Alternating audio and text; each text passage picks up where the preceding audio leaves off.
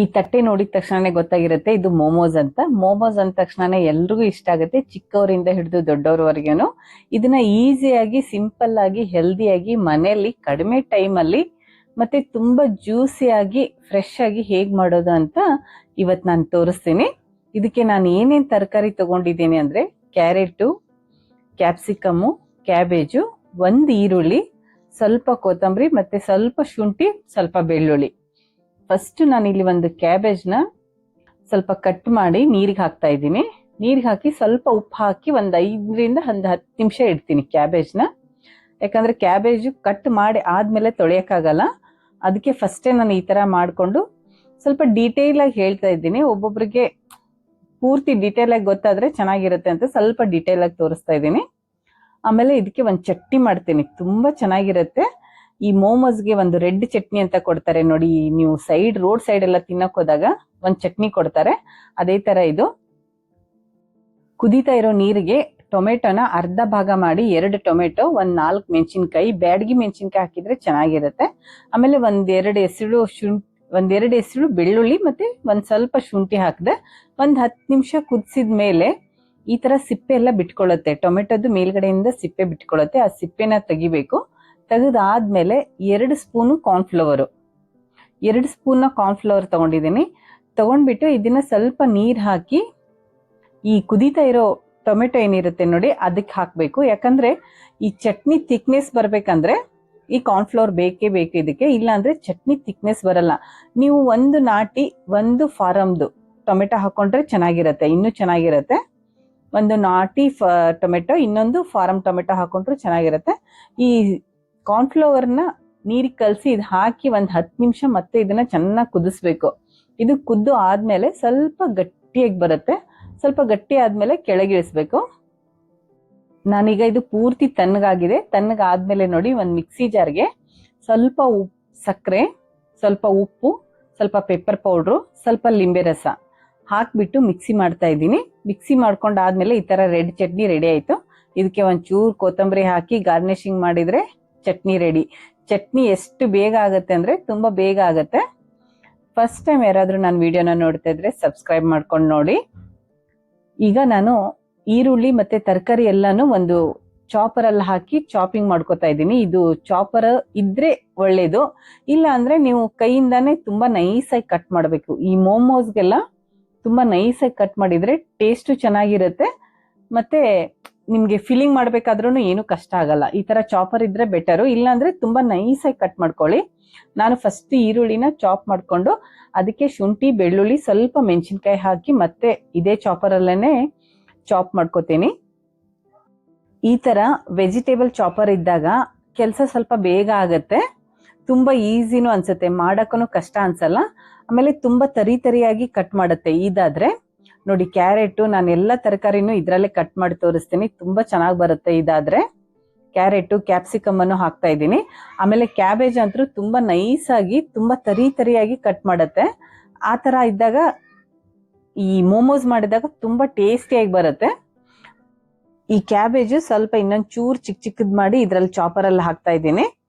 ಅವಾಗ ಬೇಗನೂ ಆಗತ್ತೆ, ಆಮೇಲೆ ಅದು ಬೇಗನೂ ತಿರುಗತ್ತೆ ಅಂತ ಅಷ್ಟೇ. ಈಗ ನೋಡಿ ಇದು ಎಷ್ಟು ಚೆನ್ನಾಗಿ ಕಟ್ ಆಗಿದೆ. ಇದೆಲ್ಲಾನು ಕಟ್ ಆದ್ಮೇಲೆ ಈಗ ಒಂದು ಬಾಂಡ್ಲಿಗೆ ಸ್ವಲ್ಪ ಎಣ್ಣೆ ಹಾಕೊಂಡು, ಒಂಚೂರು ಎಣ್ಣೆ ಹಾಕ್ಬೇಕು, ಜಾಸ್ತಿನೂ ಹಾಕ್ಬಾರ್ದು. ಸ್ವಲ್ಪ ಹಾಕಿ ಆದ್ಮೇಲೆ ಫಸ್ಟ್ಗೆ ಈ ಈರುಳ್ಳಿ, ಮೆಣಸಿನ್ಕಾಯಿ, ಶುಂಠಿ, ಬೆಳ್ಳುಳ್ಳಿನ ಕಟ್ ಮಾಡಿರ್ತೀವಲ್ಲ ಅದನ್ನ ಹಾಕಿ ಸ್ವಲ್ಪ ಹೊತ್ತು ಫ್ರೈ ಮಾಡ್ಬೇಕು. ಸ್ವಲ್ಪ ಹೊತ್ತು ಫ್ರೈ ಆದ್ಮೇಲೆ ಇದಕ್ಕೆ ಕಟ್ ಮಾಡಿ ಇಟ್ಕೊಂಡಿರೋ ತರಕಾರಿ ಎಲ್ಲಾನು ನಿಧಾನಕ್ಕೆ ಹಾಕ್ತಾ ಫ್ರೈ ಮಾಡ್ಬೇಕು. ಆಮೇಲೆ ಗ್ಯಾಸ್ ಹೈ ಫ್ಲೇಮ್ ಅಲ್ಲೇ ಇರ್ಬೇಕು, ಸಿಮ್ ಅಲ್ಲಿ ಇಡಬಾರ್ದು. ಯಾಕಂದ್ರೆ ಸಿಮ್ ಅಲ್ಲಿ ಯಾಕೆ ಇಡಬಾರ್ದು ಅಂದ್ರೆ ಈ ತರಕಾರಿ ಎಲ್ಲ ಫ್ರೈ ಮಾಡ್ತಾ ನೀರ್ ಬಿಟ್ಕೊಳ್ಳುತ್ತೆ. ಆ ನೀರ್ ಬಿಟ್ಕೊಂಡಾಗ ಅದು ನೀರಾಗತ್ತೆ. ಇದು ಹೈ ಫ್ಲೇಮ್ ಅಲ್ಲೇ ಫ್ರೈ ಮಾಡ್ತಾ ಇದ್ದಾಗ ಆ ನೀರೆಲ್ಲ ಸುಟ್ಟು ಹೋಗುತ್ತೆ. ಆವಾಗ ನಿಮ್ಗೆ ಸ್ವಲ್ಪ ಅದು ಡ್ರೈ ಆಗುತ್ತೆ. ಇಲ್ಲ ಅಂದ್ರೆ ನಿಮ್ಗೆ ನೀರ್ ಬಿಟ್ಕೊಂಡಾಗ ನಿಮ್ಗೆ ಸ್ಟಫಿಂಗ್ ಮಾಡಕ್ ಸ್ವಲ್ಪ ಕಷ್ಟ ಆಗುತ್ತೆ. ಅದಕ್ಕೆ ಗ್ಯಾಸ್ನ ಹೈ ಫ್ಲೇಮ್ ಅಲ್ಲೇ ಇಟ್ಕೋಬೇಕು. ಆಮೇಲೆ ಸ್ವಲ್ಪ ಉಪ್ಪು ಹಾಕಿ ನಾನು ಮತ್ತೆ ಒಂಚೂರು ಫ್ರೈ ಮಾಡಿದೆ. ಆಮೇಲೆ ಇದಕ್ಕೊಂಚೂರು ಪೆಪ್ಪರ್ ಪೌಡ್ರು, ಆಮೇಲೆ ಸೋಯಾ ಸಾಸು, ಬೇಕಂದ್ರೆ ನೀವು ಟೊಮೆಟೊ ಸಾಸನ್ನು ಹಾಕೊಳ್ಳಿ. ತುಂಬಾ ಹಾಕಿದ್ರೂ ನೀರಾಗುತ್ತೆ, ಸ್ವಲ್ಪ ಹಾಕ್ಬೇಕಷ್ಟೇ. ಆಮೇಲೆ ಇದಕ್ಕೊಂದು ಒಳ್ಳೆ ಟಿಪ್ಸ್ ಅಂದ್ರೆ ಬೈಂಡಿಂಗ್ ಬರ್ಬೇಕು ಅಂತಂದ್ರೆ ಈ ಕಾರ್ನ್ಫ್ಲೋರ್ನ ಆಗ್ಲೇ ನಾನು ಒಂಥರ ಪೇಸ್ಟ್ ಮಾಡಿ ಇಟ್ಕೊಂಡಿದ್ನಲ್ಲ, 2 ಸ್ಪೂನ್ ಕಾರ್ನ್ಫ್ಲೋರ್ನ ಪೇಸ್ಟ್ ಮಾಡಿ ಹಾಕಿ ಸ್ವಲ್ಪ ಹೊತ್ತು ಚೆನ್ನಾಗಿ ಕಲಸಿ ಮತ್ತೆ ಸ್ವಲ್ಪ ಹೊತ್ತು ಬೇಯಿಸ್ಬೇಕು ಅದನ್ನ. ಅವಾಗ ಇದು ಸ್ಟಫಿಂಗು ಬೈಂಡಿಂಗ್ ಆಗಿ ಚೆನ್ನಾಗಿ ಬರುತ್ತೆ. ಈ ತರಕಾರಿನ ನಾನು ಫ್ರೈ ಮಾಡಕ್ಕೆ 5 ರಿಂದ 10 ನಿಮಿಷ ಸಾಕಾಗುತ್ತೆ. ತುಂಬಾ ಹೊತ್ತನ್ನು ಫ್ರೈ ಮಾಡಂಗಿಲ್ಲ. ಇದು ಸ್ವಲ್ಪ ಕ್ರಂಚಿಯಾಗೇನೆ ಇರಬೇಕು ಮೋಮೋಸ್ಗೆಲ್ಲ, ಅಂದ್ರೆ ಚೆನ್ನಾಗಿರತ್ತೆ.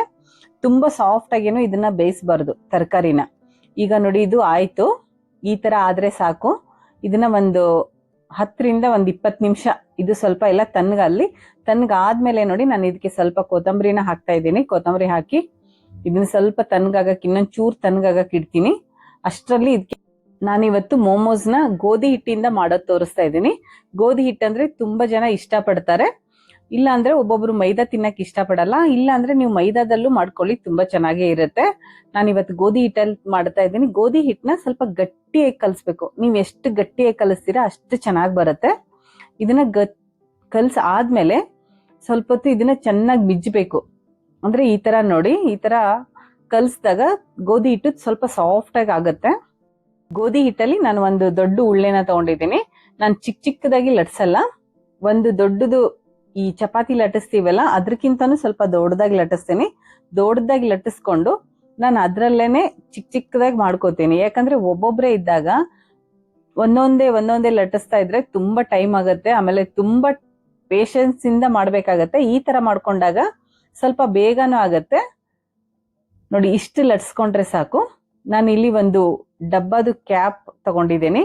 ಅದನ್ನ ತಗೊಂಡ್ಬಿಟ್ಟು ಅದರಿಂದ ಈ ರೌಂಡ್ಗೆ ನಮ್ಗೆ ಯಾವ ಸೈಜ್ ಬೇಕೋ ಆ ಸೈಜ್ಗೆ ನಾನು ಮಾಡ್ಕೋತಾ ಇದ್ದೀನಿ. ಈ ತರ ಮಾಡಿದಾಗ ಸ್ವಲ್ಪ ಬೇಗನೂ ಆಗತ್ತೆ, ಆಮೇಲೆ ಈಸಿನೂ ಅನ್ಸುತ್ತೆ. ತುಂಬಾ ಕಷ್ಟ ಅಂತ ಅನ್ಸಲ್ಲ, ಬೇಗ ಆಗತ್ತೆ. ನೋಡಿ ಈ ತರ ಮಾಡ್ಕೋತೀನಿ. ನೀವು ಒಂದ್ಸರಿ ಇದನ್ನ ಟ್ರೈ ಮಾಡಿ ನನಗೆ ಕಮೆಂಟ್ ಅಲ್ಲಿ ತಿಳಿಸಿ ಯಾವ ರೀತಿ ಬಂತು, ಟೇಸ್ಟ್ ಹೇಗಿತ್ತು ಅಂತ. ಆಮೇಲೆ ನಾನ್ ಮಾಡೋ ತರಾನೇ ಮಾಡಿದ್ರ ಹೇಗೆ ಅಂತ ಒಂದು ಕಮೆಂಟ್ ಮಾಡೋದನ್ನ ಮರಿಬೇಡಿ. ಆಮೇಲೆ ಈ ವಿಡಿಯೋ ನೋಡಿದ್ಮೇಲೆ ನಿಮ್ಗೆ ಹೇಗ್ ಅನಿಸ್ತು ಅಂತ ಒಂದು ಕಮೆಂಟ್ ಮಾಡೋದನ್ನು ಮರಿಬೇಡಿ.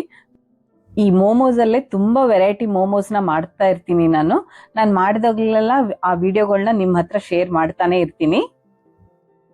ಲಾಸ್ಟ್ ವಿಡಿಯೋದು ಒಂದು ಕಮೆಂಟ್ ಅಲ್ಲಿ ರಶ್ಮಿ ಅನ್ನೋರು ನಿಮ್ದು ಡೈಲಿ ರೂಟೀನ್ ಹಾಗೆ ಒಂದು ಡೈಲಿ ಬ್ಲಾಗ್ ನ ಮಾಡಿ ಅಂತ ಕಮೆಂಟ್ ಮಾಡಿದ್ದಾರೆ. ನಾನು ಆದಷ್ಟು ಅದನ್ನ ಮಾಡಕ್ಕೆ ಟ್ರೈ ಮಾಡ್ತೀನಿ.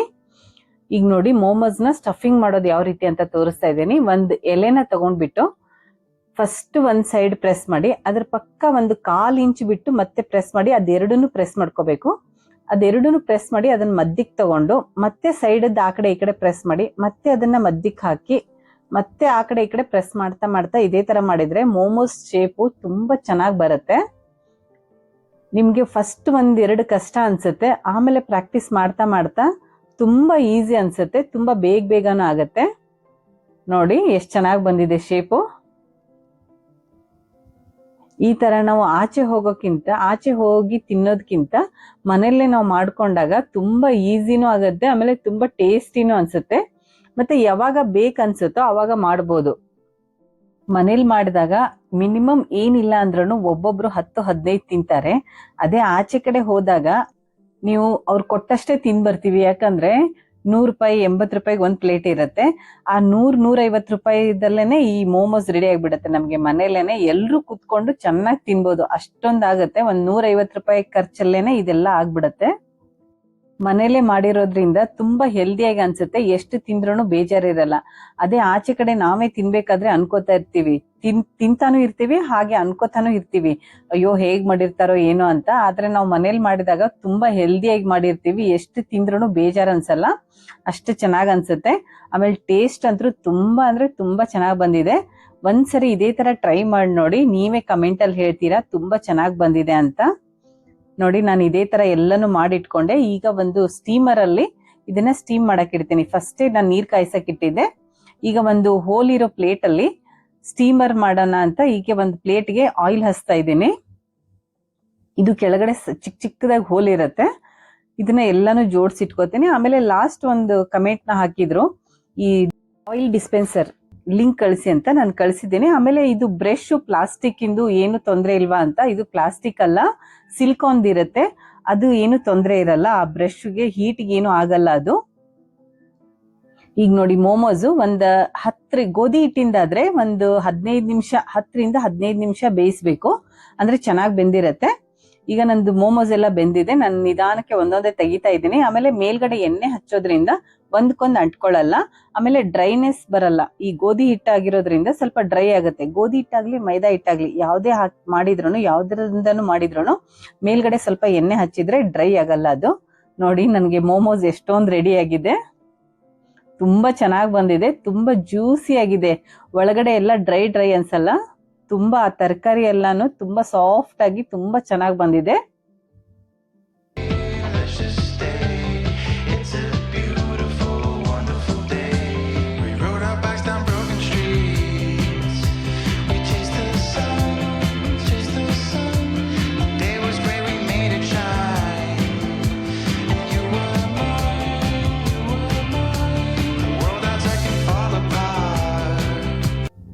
ಫಸ್ಟ್ ಟೈಮ್ ಯಾರಾದ್ರೂ ನನ್ನ ವಿಡಿಯೋನ ನೋಡ್ತಾ ಇದ್ರೆ ಸಬ್ಸ್ಕ್ರೈಬ್ ಮಾಡ್ಕೊಂಡು ನೋಡಿ. ಸಬ್ಸ್ಕ್ರೈಬ್ ಆದ್ಮೇಲೆ ಪಕ್ಕದಲ್ಲೇ ಬೆಲ್ ಬಟನ್ ಇರುತ್ತೆ. ಬೆಲ್ ಬಟನ್ ನ ಆನ್ ಮಾಡಿದ ತಕ್ಷಣ ಆಲ್ ಅಂತ ಸಿಗುತ್ತೆ. ಆಲ್ ನ ಪ್ರೆಸ್ ಮಾಡಿದ್ರೆ ಮಾತ್ರ ನನ್ನ ವಿಡಿಯೋ ಅಪ್ಲೋಡ್ ಆದ ತಕ್ಷಣ ಫಸ್ಟ್ ನೋಟಿಫಿಕೇಶನ್ ನಿಮಗೆ ಬರ್ತಾ ಇರುತ್ತೆ. ಈ ವಿಡಿಯೋ ಇಷ್ಟ ಆದ್ರೆ ಲೈಕ್ ಮಾಡಿ, ಶೇರ್ ಮಾಡಿ, ಸಬ್ಸ್ಕ್ರೈಬ್ ಮಾಡಿ. Thank you. See you again. Bye.